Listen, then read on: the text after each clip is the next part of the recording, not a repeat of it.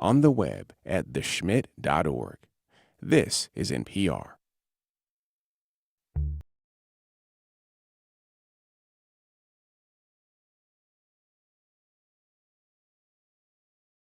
Support for First Coast Connect is provided in part by Baptist Health and North Florida TPO.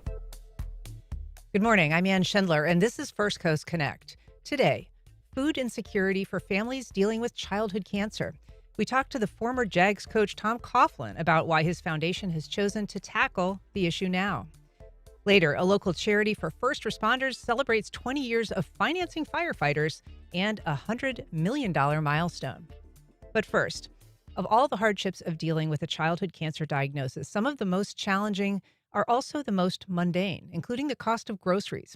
Here to talk about the problem of food insecurity, I'm joined by J-Fund Foundation President and former coach Tom Coughlin. Good morning, Coach. Good morning. We're also joined by his daughter and foundation CEO, Kelly Coughlin. Good morning, Kelly. Good morning. And finally, we're joined by Sydney Jackson and Andre Jackson Jr., parents of 6-year-old leukemia patient Sage. Good morning. Good morning. Thanks so much for being here. Sydney, first of all, I'm sorry that you're facing this issue as a family. How is your daughter Sage doing? And just tell us a little bit about her. Yes.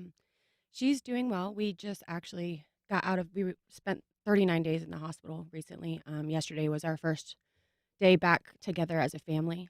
It was a very, very rough month. I think it's easy to say that this past month alone has been just as hard as the whole year since her diagnosis. We are very grateful for all the help that we've received from the J-Fund and just everybody that has been able to support us. Sage is everybody who meets her. There's just this light, this glow about her. It's just undeniable. As her mother, I know it's very evident and obvious to me, but it's also evident and obvious to every single person that has met her throughout this journey. And they just love her. They adore her. She's famous for her hugs. Everybody knows Sage for her hugs. Just thank you so much for having us. We're just happy to be here. Well, we're so happy, and we're happy to have you and your other child, Luca, is here today. Sage is out in the green room. So she has been diagnosed with something that's called B-cell acute lymphoblastic leukemia, which is abbreviated BALL. Yes, BALL. Yes. BAL. Okay, and so obviously that has been, a difficult experience for you and your family, but it has also included a lot of hospital visits, a lot of procedures and treatments, and all of that is something that takes time from family and it takes resources. Can you speak to a little bit just about the impact that it's had on the family unit, the family finances? The impact has been insurmountable, just from regular things as finances, but also our marriage. Like you said, being together as a family, we are a very close-knit family. We are everything that we have. We're always together. Throughout this, our separation has been the most we've ever been separated. A lot of times it's him or I that are staying in the hospital, and then we switch back and forth so that we can still be with the other kids and they still have some type of normalcy, because it's important that they have that. But yes, it has been the hardest, easily the hardest thing that we've ever experienced as a family and continue to experience it. But I think any good parents would do what we're doing, and you just kind of step up to the plate and you be what you have to be for her. And that's just what we're doing as a family, the best way that we can.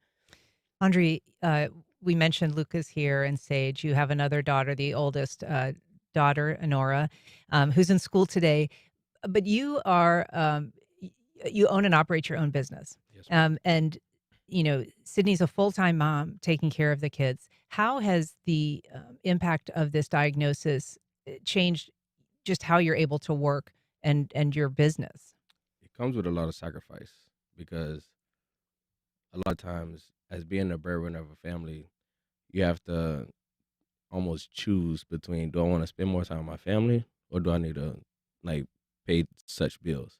So trying to navigate that to where I can be there for my family emotionally and support them, but also support them financially as well, is pretty difficult to do. And how are you making those choices just on a day-to-day basis? Yeah, just day to day. I have a very flexible schedule, so I can maneuver You're my a clients. barber? Yes. Yeah. So I can, like, a lot of my clientele, they understand and they allow me the flexibility to maneuver my appointments to tailor it to my family. Yeah.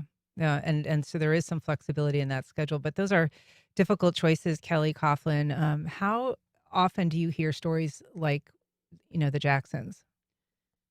Um, Too much, unfortunately.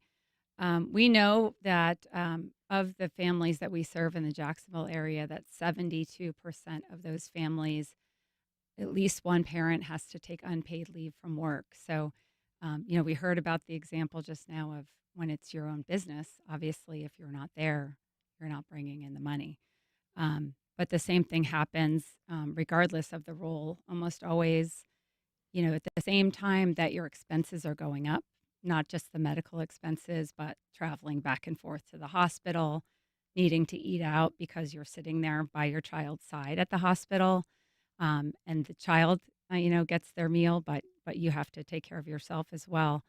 Um, there's all these added expenses at the same time that their income is going down because they just need to be there with their child. So it really can create a financial crisis for most families. Coach Coughlin, this is a story that is familiar to you, It is. but also one that is dear to your heart in terms of the origin story of the Jay Foundation. Can you just remind us a little bit about who Jay was, how you got to know his story, and why you decided to start the foundation? I can do that. But I also want to say right off the bat that listening to the Jacksons, to their family story, this is the story of the beginning of the J Fund right here. What the families go through, standing on the sideline. I took the Boston College head coaching job in 1991. My strong safety was a young man by the name of Jay McGillis. Jay McGillis was a tough, hard-nosed kid that, loved to play the game. Great teammate, great kid. We came back from a game. Matter of fact, it was in Syracuse. We came back from the Syracuse game, which was like our 9th game of the year. The trainers came to me and said, "Coach, I don't think Jay's going to be able to play this week." And I said, "What? He's not going to? Why not?" And he had swollen glands, had a temperature, a lot of things of that nature. And it did not turn out to be, a sore throat or a cold or something. It was leukemia, and a ravaging form of leukemia. Jay was gone by July 3rd, 1992, and he had a cord blood transplant that did not work. But I sat with my wife, Judy, and I sat with the McGillis family as they went through this, and the story is the same story. The siblings all come back. They might have been some in college. They come back to be with the sick child. The parents stop working. The parents no longer can function, as they normally had. Dad was a salesman. Mom was a teacher. They just drop everything and they come to the bedside of the sick child. Along about the spring of the year, one of my linebackers, a young man by the name of Mike Panos, came to me and said, "Coach, we have to do something for the McGillis family." And I looked at him and I said, "I don't know, what are you talking about, Mike?" And he said just what I said. They no longer go to work. They just go to sit by the bedside of their sick child. They're there to try to reinforce with the idea of hope their siblings, their family, the sick child. So we devised a way. In those days, the players would do a maximum lift in the spring of the year. They would bench, they would squat, they would power clean, they would do these things. So they went out in the community and got pledges for money. And then when we did the end of the year exercises, they went out and collected their money. And at halftime of the spring game, we were able to give the McGillis family $50,000, which at that time was a sizable amount of money. So that's the idea. Judy and I were so close to this and watched this take place. And we said, look, if we ever get a chance to give back, it's going to be in the name, the image, the likeness, the spirit of Jay McGillis. So when I came to Jacksonville as the head coach, I came in 94. Our first season was 95. I didn't get to to start the J Fund until the spring of 96, but we never forgot about that. So our very first idea was a golf tournament, and we raised, I think, $36,000, and we thought we were doing really well. We did. But that was 30 years ago. And over 30 years, we've helped over 6,700 families to the tune of over $34 million. So the mission is to be there for families who have a child with cancer. And we're there in financial, practical, emotional, you name it. And the way that that Kelly has operated and the wonderful job she's done is the social workers are our source of information. And Kelly's constantly with them. And as they direct her to what the needs are currently, she devises programs to implement the idea that if this is what families are going through, then let us help. It's sibling programs, it's parent programs, it's mom programs, dad programs. It's bringing people together and paying their bills. I mean, what we do is we want to keep a roof over their heads. We want to put food on the table. We want dad and mom to be able to come home and at least in that environment, be family-like, to take some of the stress away from them so that they can be there with their sick child. And that's what has developed over the years with the J Fund. And thank God for our supporters. The community becomes totally enhanced. And what we're doing, not because of me or Kelly, but because of the mission. It's the mission. It's to be there. September being Childhood Cancer Awareness Month. This is the time when we want the awareness factor to be out there about what these families go through. And all you have to do is look at the faces. Look at mom's face, and you see it. You see the compassion, the love, but the feeling of, we want to be able to help. We want to be able to solve these problems, including the child totally recovered. And that's why we say that we are there throughout the illness and beyond. We're there to see them through the whole operation. If you're just joining us, we are talking to Coach Tom Coughlin and Kelly Coughlin about tackling food insecurity for families living with childhood cancer diagnoses. You can join the conversation if you have comments or questions by calling 904-549-2937 or emailing firstcoastconnect@wjct.org. You can also reach out on social media. Kelly, I want to ask you about what Coach was just saying in terms of you working with social workers as sort of a conduit to the families. Can you explain how they interact with the families and what sort of information they glean from those interactions, and then how you work to translate those into actual programs? Sure. The social workers really serve as the go-between for the Tom Coughlin J Fund. And I think one of the reasons why we have been able to grow in size and scope and really address different issues is because from day one, we have been really looked at as part of the team that's supporting the childhood cancer patients and their families. So while there's the medical piece, that's obviously the most important piece. We have been intimately working with social workers, doctors, nurses, and learning about what the challenges are.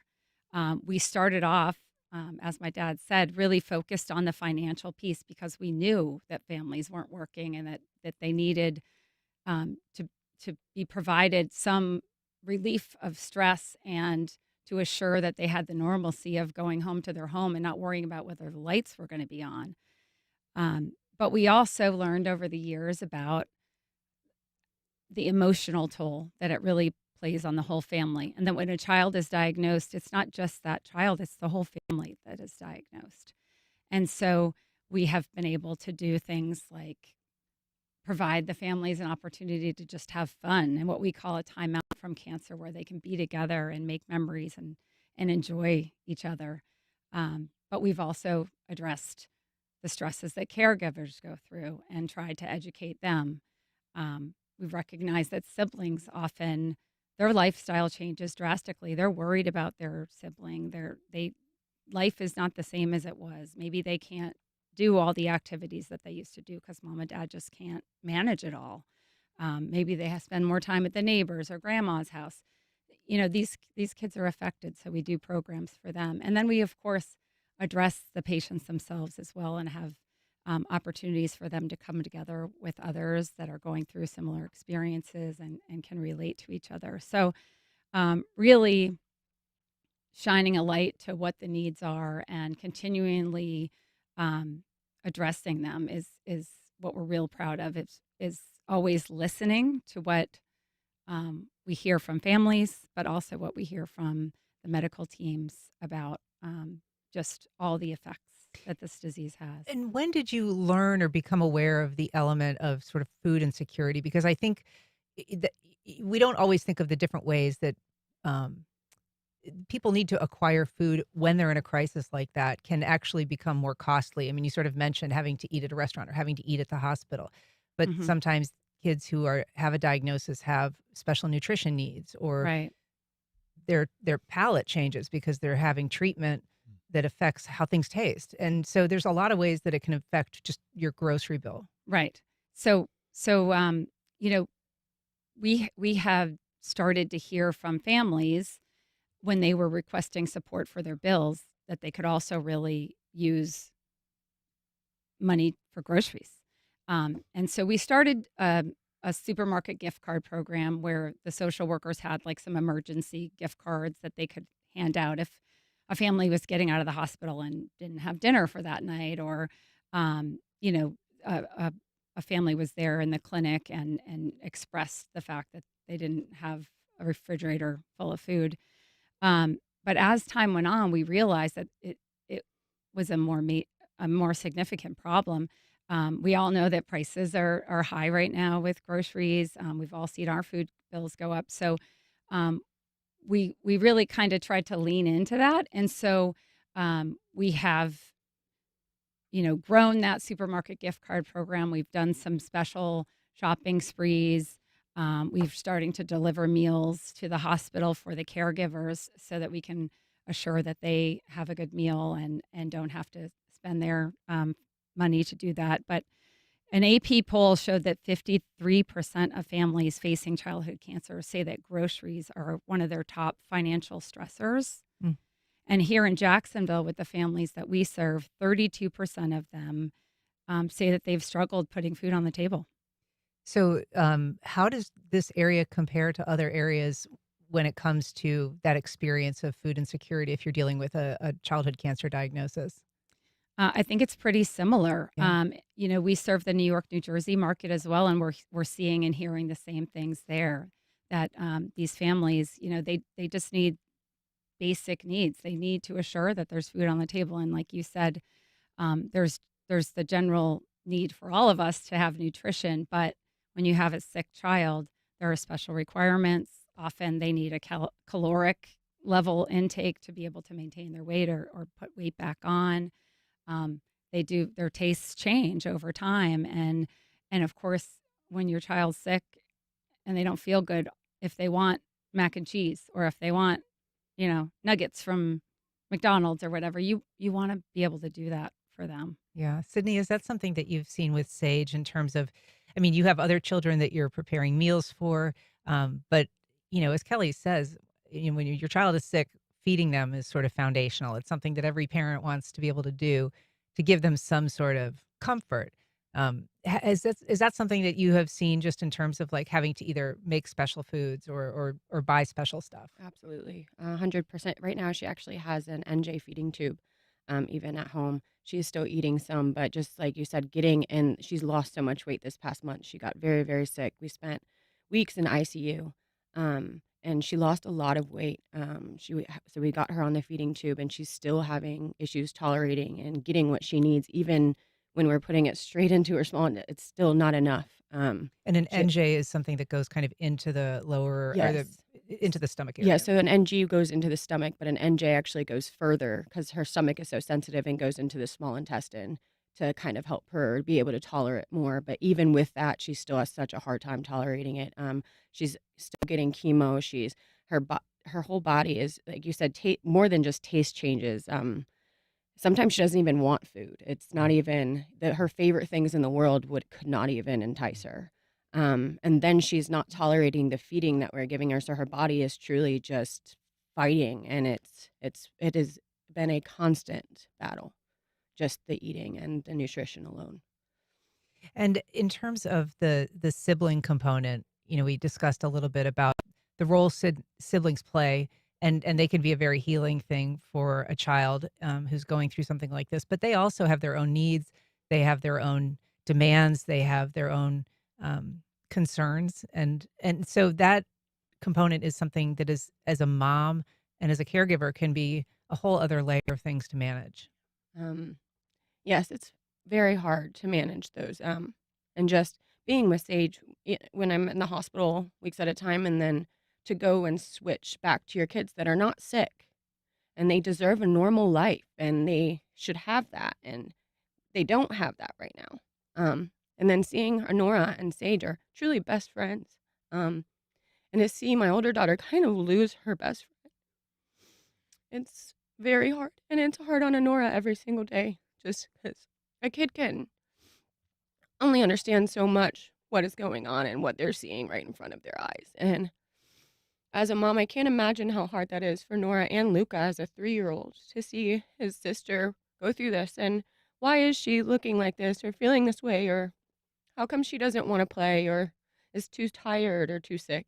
So, yeah, the constant balance between giving each of them everything that they need is very hard. And obviously, such an emotional time as a I'm so parent. sorry for No, being so emotional. there's some Kleenex over there. Don't be sorry. But I am Right. curious, as you manage all of this, obviously it is an incredibly difficult emotional experience. So how do you care for yourself, for your relationship? How do you manage that? And is there any outside help that provides relief in that way? Um, I think the J Fund is a huge help to us alone. Our situation is a little different. I know that grandparents a lot of times step in. Unfortunately, my husband and I both have lost our mom even before we had kids. So that's not an outlet for us. We are really our unit. I'd say my biggest backbone is my husband. There's no way I would be able to be the mom that I am if I didn't have him being the husband and the father that he's being. He would probably be my biggest support in this. There's no way I would be able to do it without him. And I know that what is demanded from him sometimes is different than what's demanded from me. And there's times that he wants to be in the hospital with her, and he can't be because he has to work, and he wants to, but there's areas that that demand different things from us at different times. But it's not always easy, and I know it's not easy on him.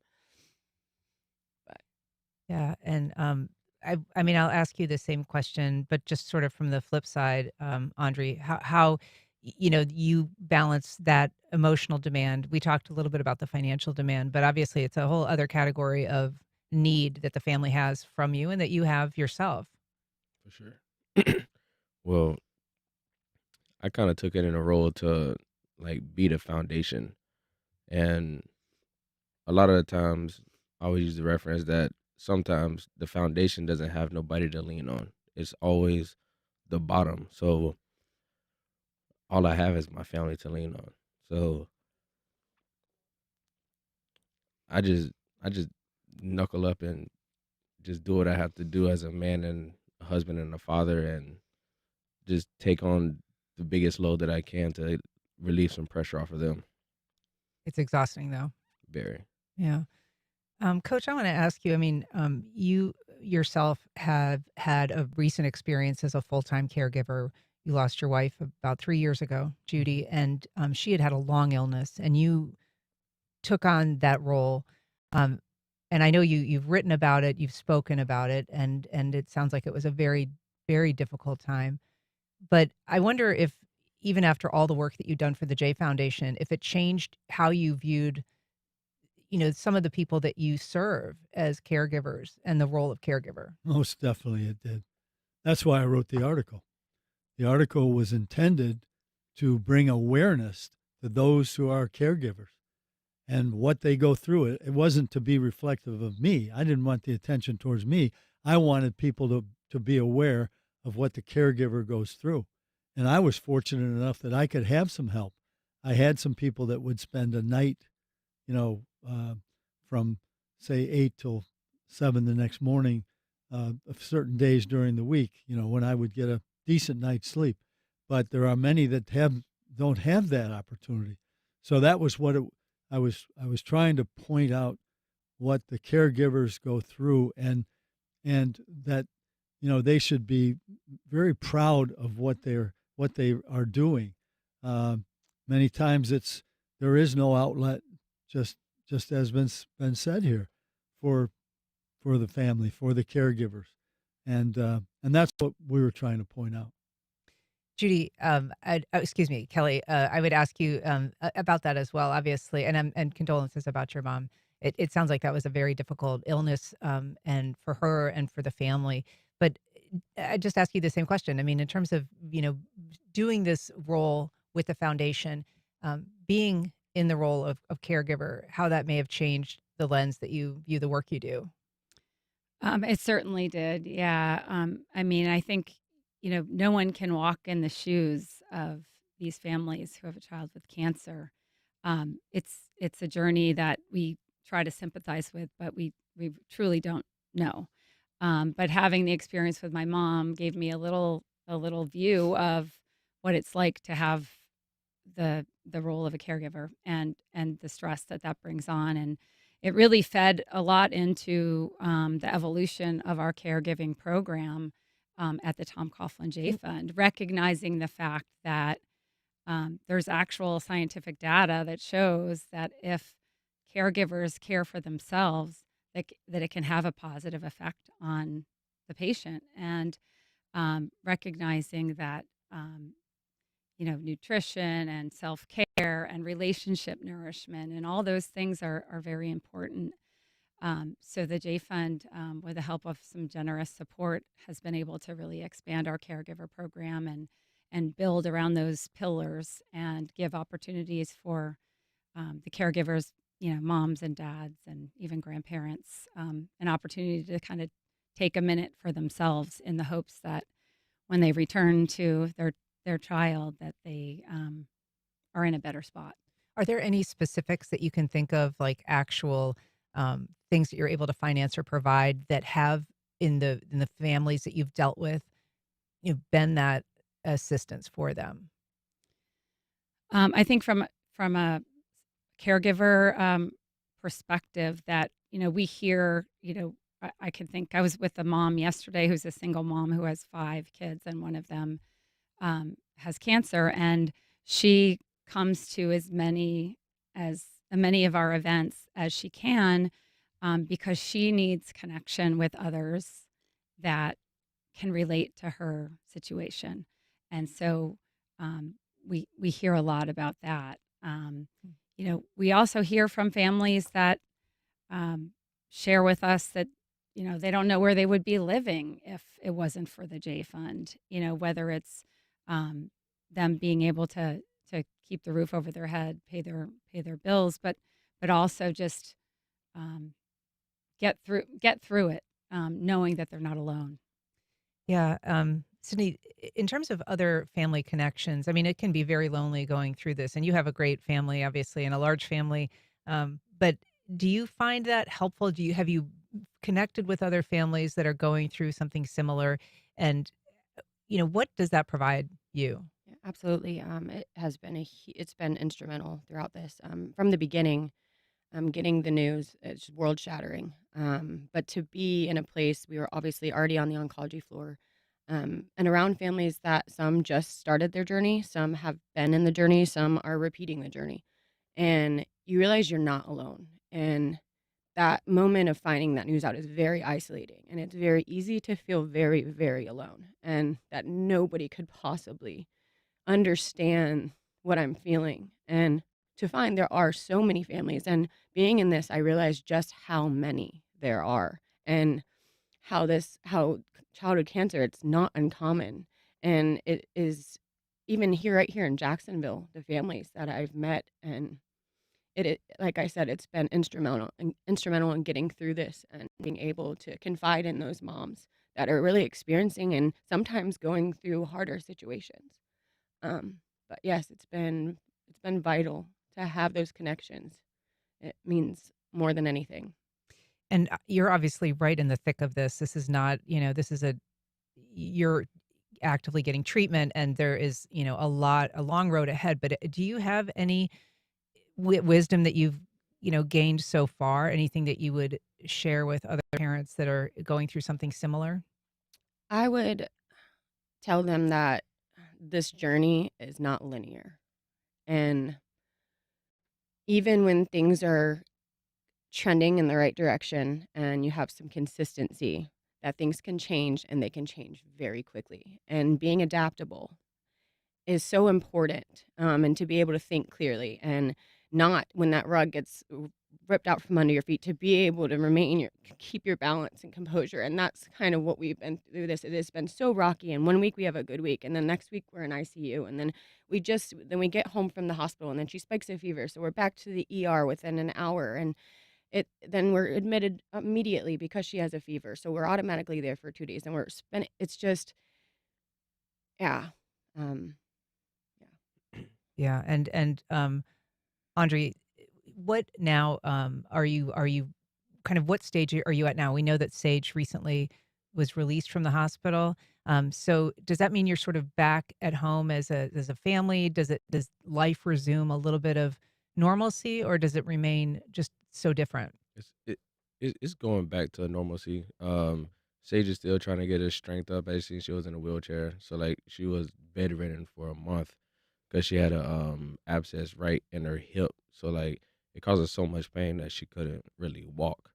So she's slowly starting to build her strength up. And yeah, like all the kids slept in our bed last night. Like, Oh.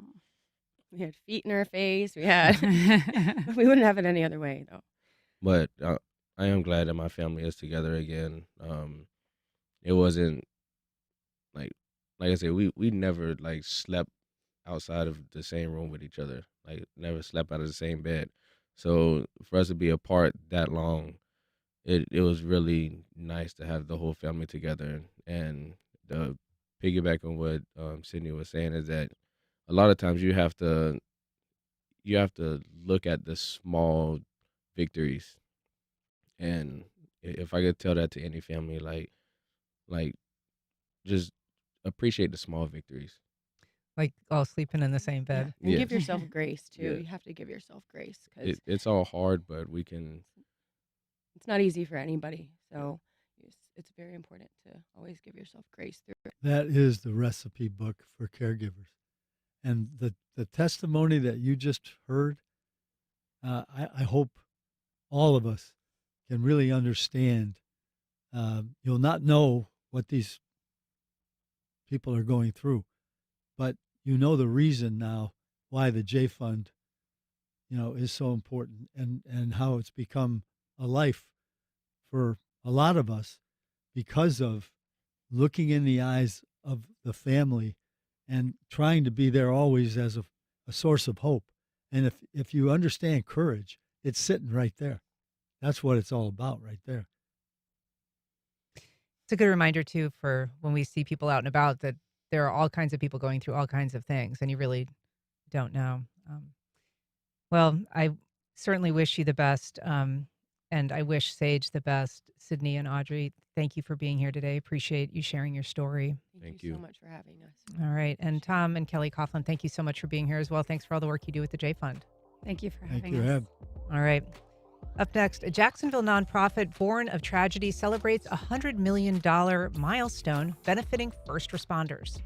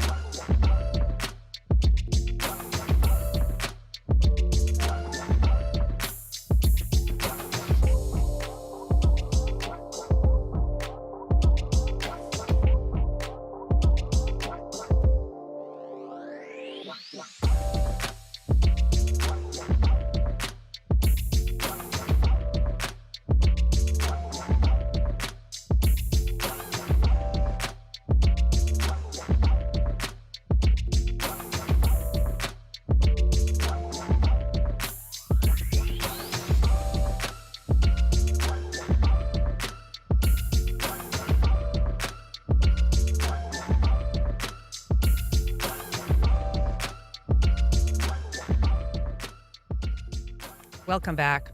Well, about 10 years after Hurricane Katrina and an organization that formed in response to it, a locally formed charity is celebrating a milestone.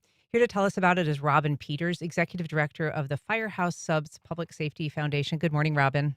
Good morning. It's wonderful to be here. It's great to have you. We're also joined by Chief Carlos Avaliz with the St. Augustine Fire Department. Chief, good morning. Good morning. Nice to see you again. So I appreciate you being here. Chief, you weren't there for Katrina, but I mean, it was a moment that many of us well remember, a struggle faced not just by residents in New Orleans, but by the first responders that were trying to save lives and to get in there. Um, you've experienced certainly some large scale issues in St. Augustine during hmm storms. What have you learned about those kinds of responses as a first responder? What's needed, and what limitations are in place? Well, I mean, there's a lot of things to take away from it. It is difficult now looking at it from the administrator's role, when those that are tasked with being there to help people need the help themselves.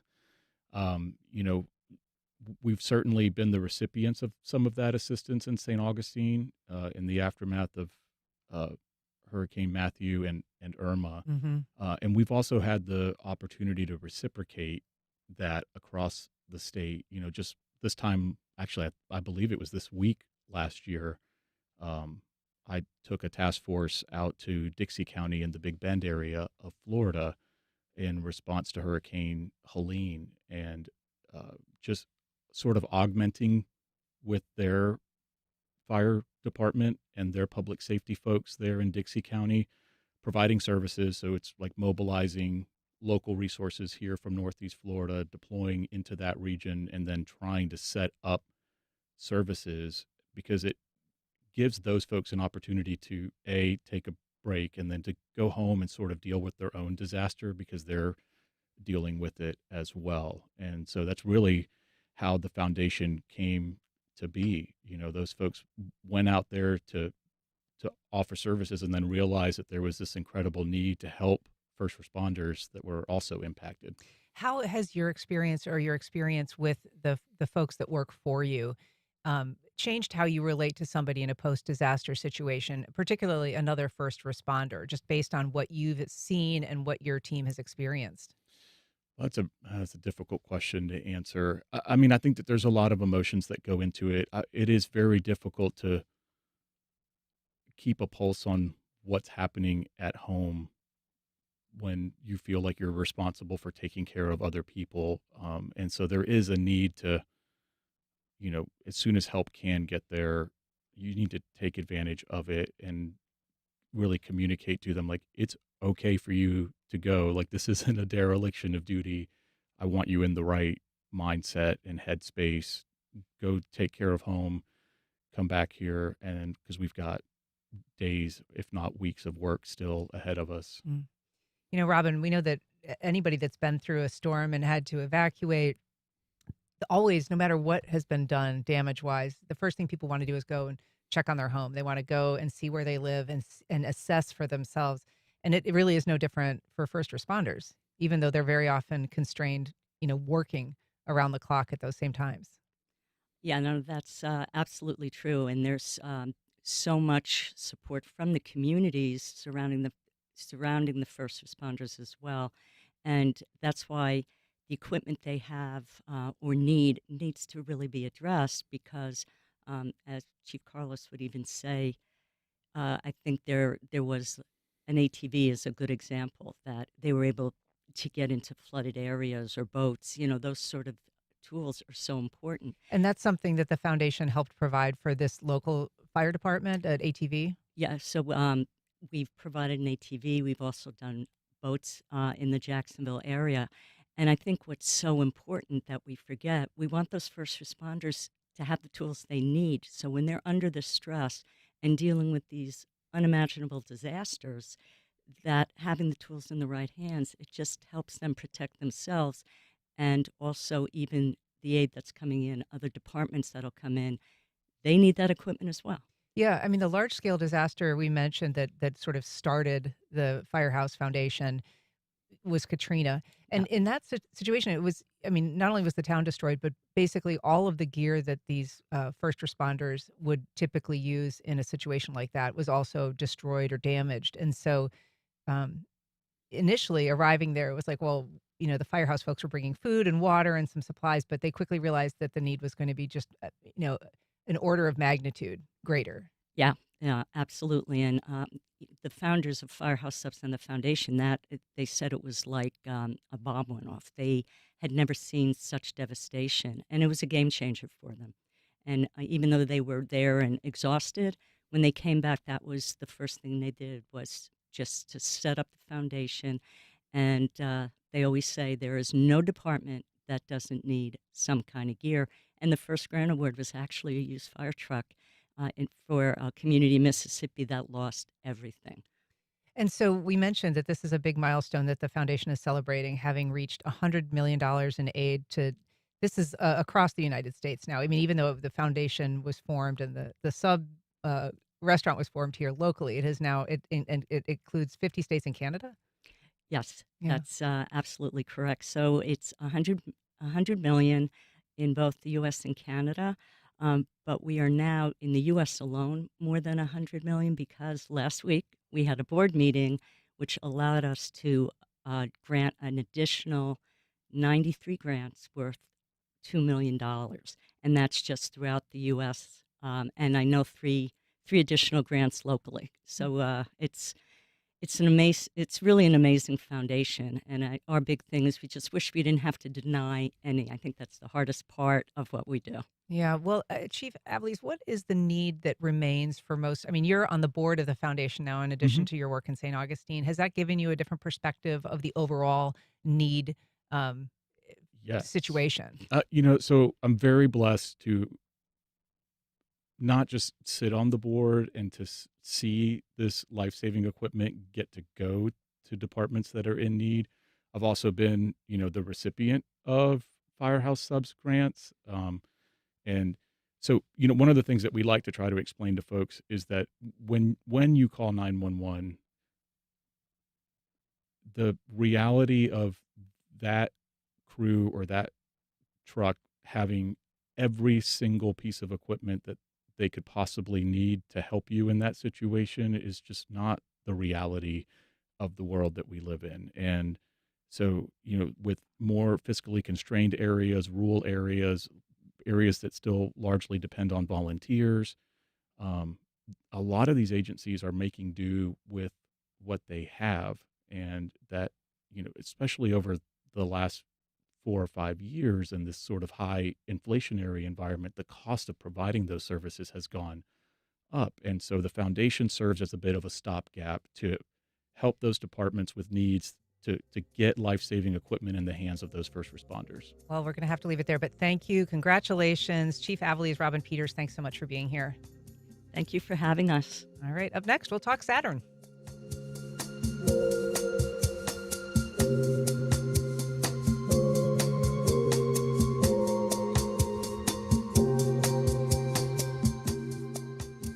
Life South Community Blood Centers, providing blood and patient services to the local hospitals, serving patients in this community. Donating blood with Life South helps save lives. More at lifesouth.org to find a blood drive near you. Amelia Island brings all styles of jazz to the Les Demerle Amelia Island Jazz Fest, September 28th through October 5th.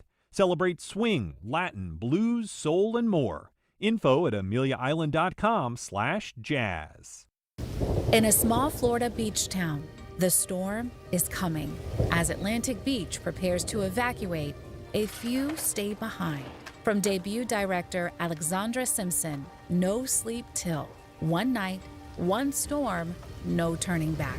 Join us Tuesday, September 30th at WJCT Studios. Doors open at 6:30, film at 7. Tickets at wjct.org/film. Elon Musk's xAI has a supercomputer facility in Memphis, Tennessee. It's named Colossus, and it's powered by more than 30 methane gas turbines. Residents say Colossus is the right name for the massive pollution it's dumping into their environment. We don't want money in exchange for our lungs or in exchange for our lives. We want clean air, we want clean water, clean soil, just like everybody else. That's on the next On Point. Today at 11, here on WJCT News 89.9.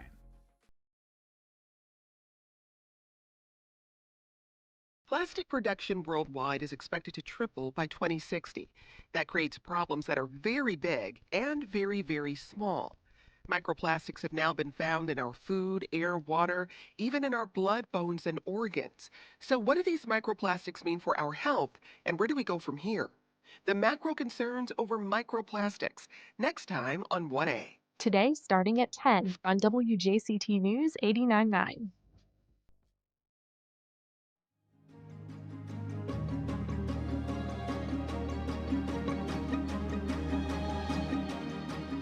Welcome back. Well, September is a great time not only to view Saturn, but to remember a key moment in its history. And here to tell us about it is Eddie Whisler, our resident spaceman and planetarium director at the Museum of Science and History.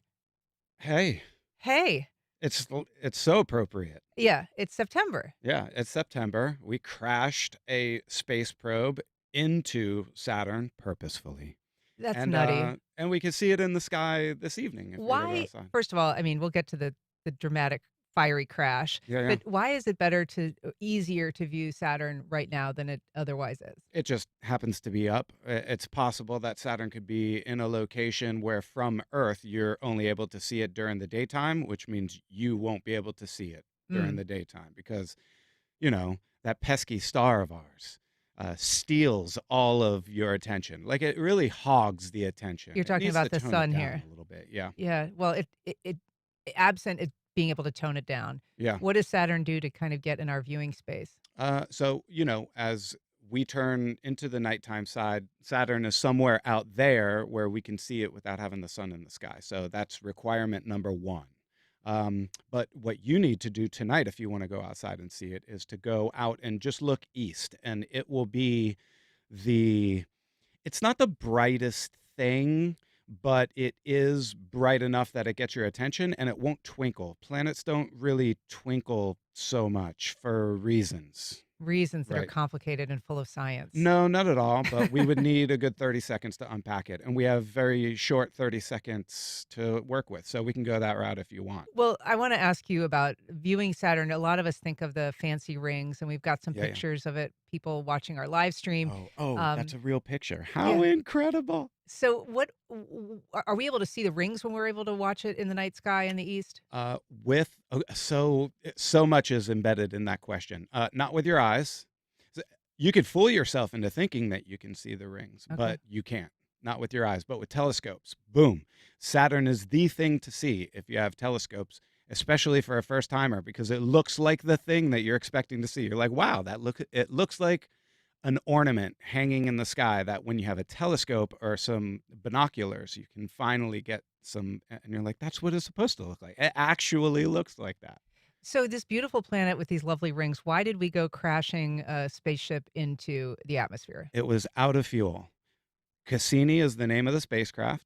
We can only bring so much propellant inside of a thing that we're going to send out into space. It was there for 13 years. It took 7 years to get there, and then it was there for 13 years, studying the moons, the rings, the atmosphere, the gravitational field, the magnetic field of the planet, so much stuff, right? Had all these different instruments on it that had their own specializations. But we can't control the thing when we run out of propellant. We can't do any more maneuvers. And so then just all of a sudden, it just does what it does over the course of centuries to come and could potentially land, crash onto the surface of a moon that might even harbor life. We don't know. There are 2 moons in particular. You mean the concern if it doesn't burn up that it lands on a planet Boom. or one of its moons And contaminate it with Earth life. ooh, Yeah. And we don't know what the outcome is. what right? Earth life would be on our spaceship? Microbes. We go out of our way in order to sterilize these probes before they launch, but microbes are microbes and they are difficult to deal with, right? Microbes will microbe. And they will microbe themselves all around. Yeah, and so obviously we don't want to be contaminating other places. Yeah. And so this So real Cassini, quick. yeah.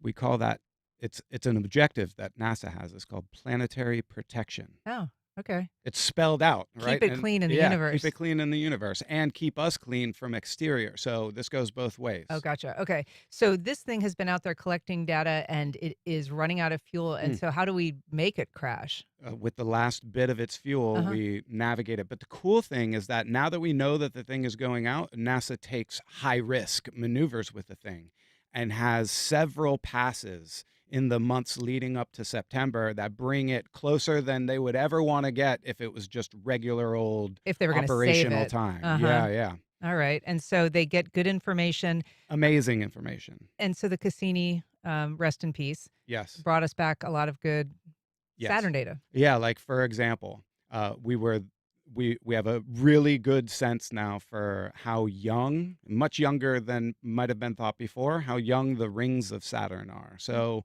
the current thought is, about 100 million years to 300 million years, like right in there, which is extremely youthful because it's possible for rings to be there since it had become a planet. So for billions of years. So this is a small fraction of its, for you and me, when we talk about things, a couple 100 million years, what's that between friends, right? It's just youthful. Yeah, exchange. babies. Childlike. Mm-hmm. Anyway, well, I wanted to talk a little bit about planetarium being closed and if there's any pop-ups planned for MOSH, but we've just got about 5 seconds left.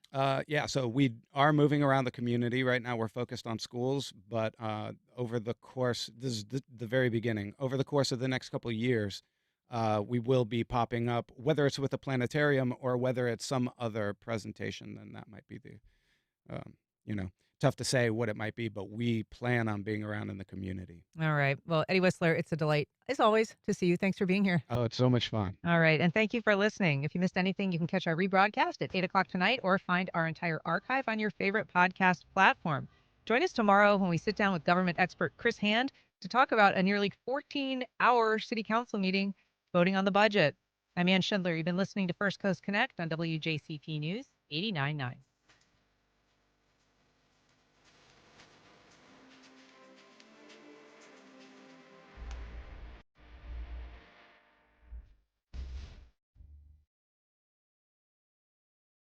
Support for First Coast Connect is provided by Baptist Health and the North Florida TPO. The North Florida TPO is committed to shaping our transportation future. We're focused on planning, funding, clean fuels, and new technologies for a vibrant, connected community. Learn more at northfloridatpo.com. Baptist Health is a proud supporter of First Coast Connect. Baptist Health, committed to building a healthier community for all of us. More info at 202-4YOU or baptistjacks.com.